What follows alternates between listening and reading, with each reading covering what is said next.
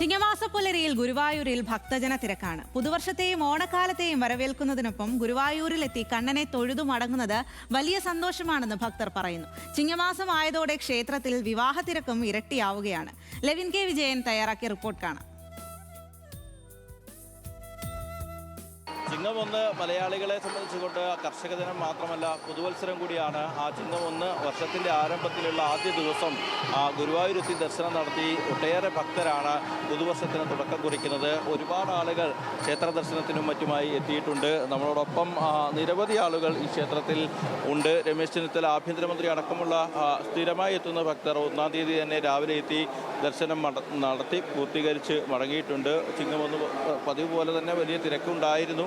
ഇപ്പോഴൊരൽപ്പം തിരക്കുകൾക്ക് കുറവുണ്ട്. നിരവധിയായ ഭക്തർ ഇപ്പോൾ ദർശനം നടത്തിപ്പോയിട്ടുണ്ട്. പുതിയ ആളുകൾ വരി നിൽക്കുന്നുണ്ട്. വിവാഹങ്ങൾക്ക് കൂടി തുടക്കം നടക്കുന്ന മാസം കൂടിയാണ് ചിങ്ങം 1.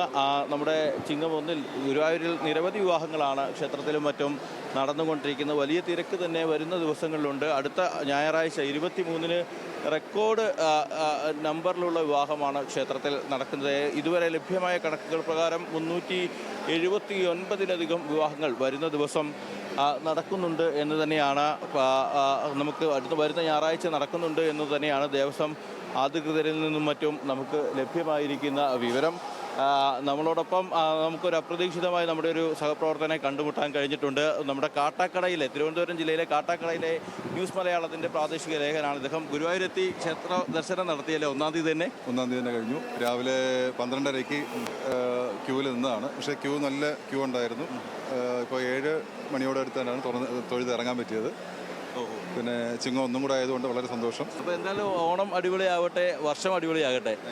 അങ്ങനെ വലിയ തിരക്ക് തന്നെയുണ്ട്. ആ തിരക്കുകൾക്കിടയിലും ഭക്തർ ഓണം ആഘോഷിക്കാൻ എത്തുന്നു. അപ്പോൾ ഓണാഘോഷത്തിൻ്റെ ഭാഗമായുള്ള ചടങ്ങുകളിലും മറ്റും. ചേട്ടാ, ഗുരുവായൂർ വന്നു, 1-ാം തീയതി തന്നെ ദർശനം നടത്താൻ കഴിഞ്ഞു. എന്താ പറയാനുള്ളത്? സന്തോഷം. ഞാൻ ആദ്യമായിട്ടാണ് ഇവിടെ വരുന്നത്. ഈ വർഷം 1-ാം തീയതി ഗുരുവായൂർ എത്താൻ കഴിഞ്ഞു. ഓണത്തിൻ്റെ ഒരു സന്തോഷം, നല്ല സന്തോഷം. വലിയ സന്തോഷത്തോടു കൂടി തന്നെയാണ് എല്ലാവരും ക്ഷേത്ര ദർശനത്തിനും മറ്റുമായി എത്തുന്നത്. ഒട്ടേറെ വിവാഹങ്ങൾ അവിടെ നമുക്ക് കാണാം, ദൃശ്യങ്ങളിലും മറ്റും കാണാം. കാണാൻ കാത്തു നിൽക്കുന്ന ആളുകളുടെയൊക്കെ ഒരു തിരക്കിൽ കാണാം. വിവാഹത്തിൽ പങ്കെടുക്കാൻ എത്തിയതാണോ, ക്ഷേത്രത്തിലെത്തിയാണോ? വിവാഹത്തിൽ പങ്കെടുക്കാൻ 1-ാം തീയതി ഗുരുവായൂർ അമ്പലത്തിൽ വരാൻ പറ്റി. ആരുടെ വിവാഹമാണ്? അനിയത്തിയുടെ മോൻ്റെ. കല്യാണം കൂടാനും അമ്പലത്തിൽ വരാനും പറ്റില്ലേ? എവിടുന്ന സ്ഥലം? എവിടെ? ആദ്യമായിട്ടാണോ ഗുരുവായൂർ വരുന്നത്? അല്ല, 1-ാം തീയതിയാണ്. മലയാളികളുടെ പുതുവർഷമാണ്, അതോടൊപ്പം തന്നെ ഓണക്കാലമാണ്. എന്താണ് ഗുരുവായൂർ തന്നെ തുടങ്ങാൻ കഴിഞ്ഞു? ഗുരുവായൂർ എത്തുന്നത് എപ്പോഴും ഭക്തരെ സംബന്ധിച്ചുകൊണ്ട് വലിയ സന്തോഷമുള്ള കാര്യമാണ്. അതോടൊപ്പം തന്നെ ഗുരുവായൂർ ക്ഷേത്രത്തിലെ ഈ 1-ാം തീയതി തന്നെ ദർശനം നടത്താൻ കഴിയുക, വിവാഹ ബന്ധുക്കളുടെയും അടുത്ത ആളുകളുടെയും ഒക്കെ വിവാഹ ചടങ്ങുകളിലൊക്കെ പങ്കെടുക്കാൻ കഴിയുക. ഇന്ന് ആദ്യ വിവാഹത്തിൻ്റെതായിട്ടുള്ള വിവരങ്ങളാണ് അവർ കാണിച്ചു തരുന്നത്. ആര്യ PV എന്ന് പറയുന്ന യുവതിയുടേതായിരുന്നു വിവാഹം. ആ ചടങ്ങുകൾ പൂർത്തീകരിച്ചിട്ടുണ്ട്.